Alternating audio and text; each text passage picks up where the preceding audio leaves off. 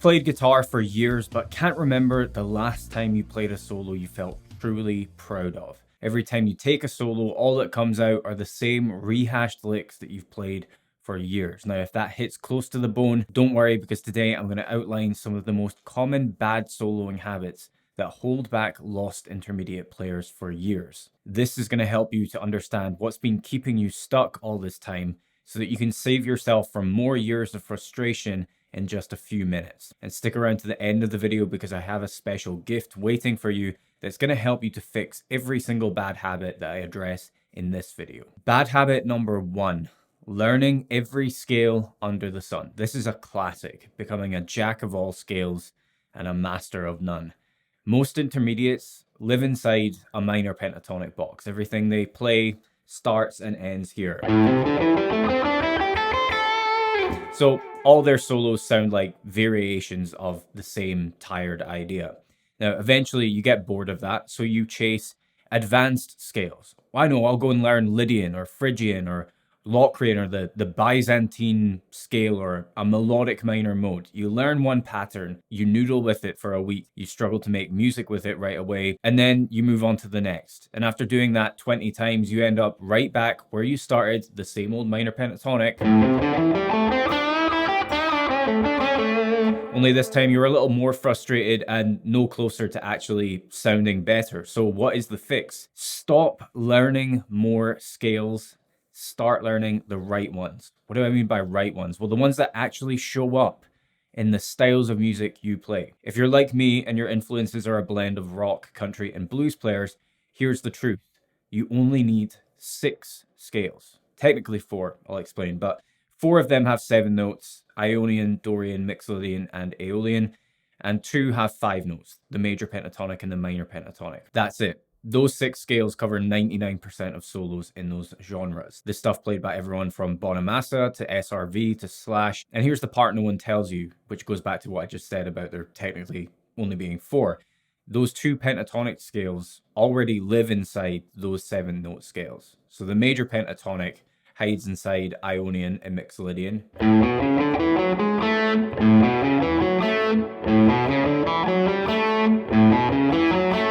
And the minor pentatonic lives inside Aeolian and Dorian.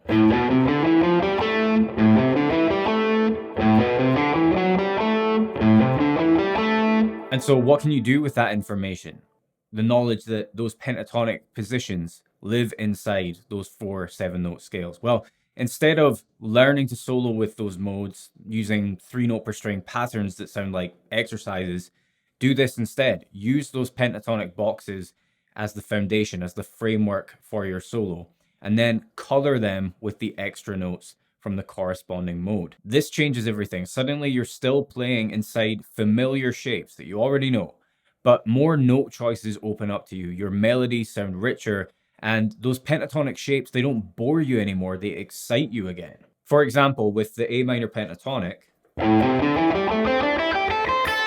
if I'm playing a Dorian solo, there's 2 notes that I can add to that. One is called a natural second, and the other is called a natural sixth.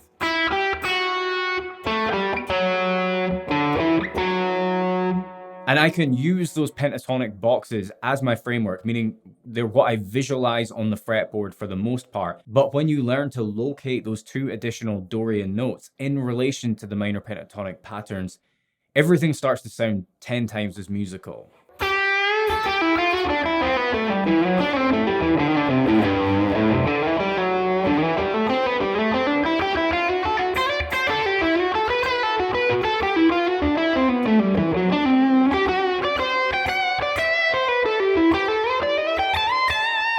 The next bad habit I want to address is what I would call guesswork soloing.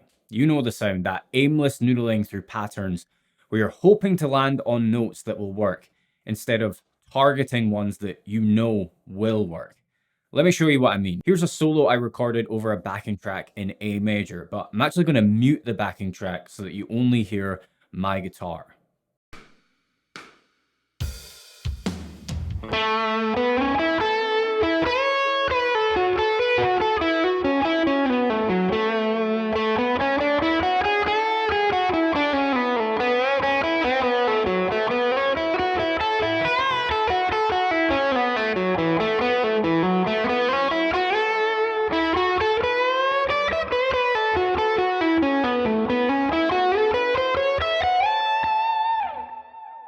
Now, here's another one, played over the same backing track, also muted.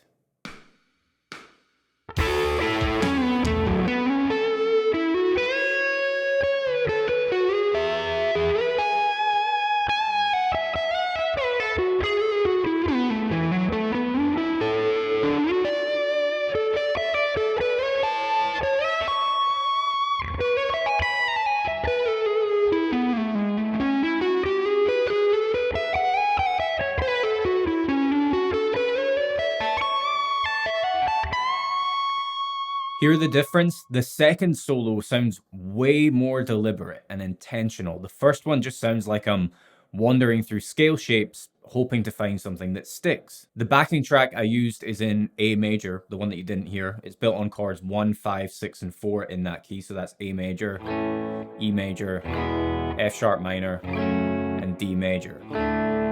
Now, when you go on YouTube and you find a backing track that says A major in the title, your first instinct is probably to think, all right, I'll just use the A major scale or the A major pentatonic. Let's go. And sure, that'll get you through the solo, but it's not necessarily going to make it sound musical, because when you only see A major scale patterns on the fretboard, when that's all you're thinking about, you're really just visualizing one note, A, as your home bass. And that is going to sound fine over the A chord. In fact, it's going to sound good over the A chord, right? But it completely glosses over the rest of the progression. That is why in the first solo, you can't hear the chord changes when the track is muted. In the second one, you can, because I was deliberately targeting the notes inside each chord. I was playing each chord without strumming, without strumming any chord voicings. I was still hitting the notes in those chords just in a more melodic, lead guitar friendly way. Now, here's what people get wrong about this approach to soloing. They think that it requires you to switch scales for every chord. So they'll ask, okay, if the progression is A major, E major, F sharp minor, and D major, does that mean I play the A major scale over the A major, the E major scale over the E major, the F sharp minor scale over the F sharp minor, and the D major scale over the D major chord? No, that is way more complicated than it needs to be. All of those chords already belong to the key of A major. So instead of jumping between 4 scales, all you need to do is target the triads of each chord, which exist naturally within that one A major scale. Now, triads are just simple 3-note chord shapes that live inside your major scale patterns. So I'll put a diagram on screen and I'll just play some A major triads and I'll highlight them on the diagram as I do. Okay, so A major. Now the next chord, E major. Now the F sharp minor. And the D major. When you can visualize and target those little shapes in your solo, everything will change. You'll stop guessing. You'll stop praying that your notes work. Practice this for long enough and people will be able to hear the chord changes in your note choices alone, even without a band behind you. That's what turns random noodling into real music. And for the past 8 years, I've been helping stuck intermediate players fix the exact bad habits that we've covered in this video so far. And just last week, I launched my biggest and best soloing course to date, 80/20 Lead Guitar Mastery. Instead of drowning you in exotic scales or advanced theory that you'll never use, it zeroes in on the 4 high leverage 7-note scales that show up in 99% of rock, country, and blues solos, the same ones that pro guitar players rely on night after night. Now, it's already transforming players like Lars, who had been stuck for decades before joining the course. After working through the Aeolian modules, his solos became way more melodic and full of intentional note choices. So check out this before and after clip.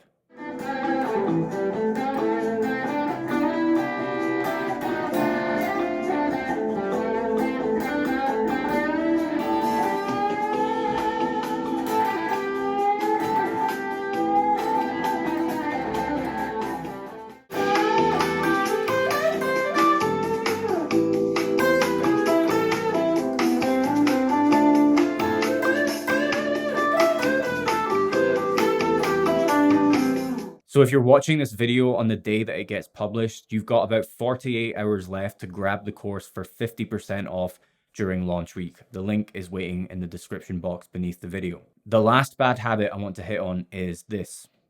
You're always noodling and never actually practicing. Yeah, don't get me wrong, noodling is fun and it's definitely good for exploring ideas and writing music, right? But let's be honest, noodling in isolation, if that's the only thing you're doing, it's not a substitute for practice. If you lift the same weights every time you go to the gym, you're not getting stronger. And if every time you pick up your guitar, you play the same licks that you've known for years, you're not getting any better. You're just reinforcing your bad habit. So here are two things that you can start doing instead that will actually move the needle for your soloing. A lot more than just noodling the same stuff all the time. One would be to transcribe other players. And I don't mean, sit down with Guitar Pro and tab and notate everything. I mean, just learn by ear. When you hear a lick or solo that catches your ear, challenge yourself to figure it out on the fretboard. Maybe you liked something I played in that intro solo. Try and figure that out today. If you start doing this every day, this process is going to sharpen your phrasing, it's going to expand your vocabulary, and it's going to train your ear so that you don't have to depend on tab files forever. The second thing I'd recommend doing instead of noodling is practice intentional soloing. I mean, this ties back to what we just talked about. Don't just hit play on the backing track and hope for the best. Before you play a single note, look at the chord progression. Then you can start to map out the triads and arpeggios that you can target over each chord. And when you do this, your solos will sound so much more focused and intentional and not like aimless scale pattern noodling. So those were the top 3 bad habits that I see holding back intermediate players with their soloing for years. And like I promised at the start, I do have a pretty great resource that's going to help you fix all of them, if I do say so myself. It's my 2-hour 80/20 lead guitar masterclass, where I'll show you how to solo using the 4 high leverage 7-note scales that we talked about earlier: Ionian, Dorian, Aeolian, and Mixolydian. You'll learn how to use the pentatonic boxes you already know as your soloing framework, and then color them with the additional notes from each mode.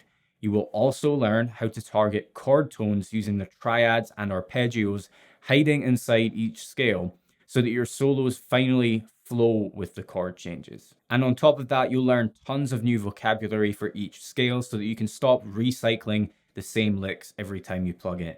But if you'd rather skip straight to the full course that the masterclass pulls from, 80/20 Lead Guitar Mastery, the 50% launch week discount is still live for the next 48 hours. You'll find the link right beneath the video. Thank you guys for watching, and I will see you in the next one.